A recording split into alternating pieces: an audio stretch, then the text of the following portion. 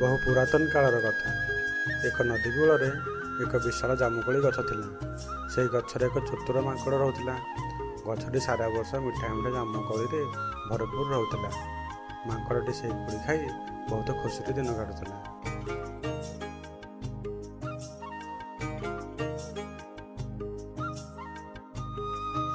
से नदी रे एक कुंभीर मध्य रहउथिला। दिने कुंभीरटी कूल को आसी क्लांत हो बसी माकड़टी ताकू देखि पचारिला, कि हो कुंभीर भाई, इठी कौन उदास हो बसीच? माकड़टी दयालु थिला।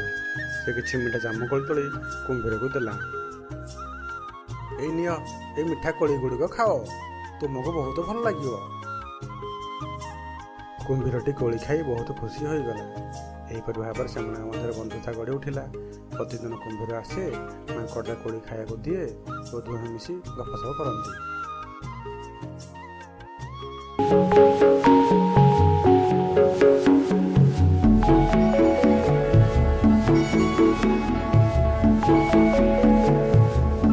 दिने कुंभीर किछि कोली नहीं निज पत्नी घर को गला। कुंभीर पत्नी कोली खाई कहला, जदि कोली गुड़िक एते मिठा, जो मांकड़ प्रतिदिन ए कोली खाउथबो ता कलिजा केते मिठा होय नथिबो, मते ता कलिजा खाइबा को भारी इच्छा। कुंभीर प्रथमे मना कला, कारण माकड़र भल बंधु थिला। किंतु पत्नीर जिद आगे से हार मानिला। परदिन कुंभीर माकड़ पाखक आसी कहला, सांग, आज आम घरे भोजी होउची। मो स्त्री कहते आज तुम घर को चल, मो पिठे बस, मु तुमको नहीं जीवी।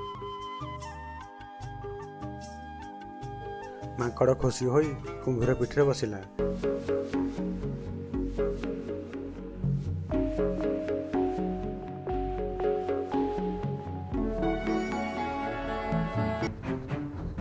क्षमा करियो बंधु, मो पत्नी तुम कलिजा खाया चाहती, से मु तुमको नहीं आसी। यह शुणी माकड़ किसी समय चिंता कर कहला, ओहो एमती कथा, चलो मो कलिजा मो गछ कड़ रखी आसी, चलो जीवा नहीं आसवा। कुंभीर माकड़ कथा विश्वास कर नदी कूल को फेरी आसला। कूल पहुंचे मात्रे माकड़ डेई कर गछ उपरु चढ़ीगला। मूर्ख कुंभीर, कलिजा कौन केवे शरीर अलग रहे? आज आम बंधुता शेष। एहीपरि भाव निजर चतुर बुद्धि माकड़ तार जीवन बचाई पारिला।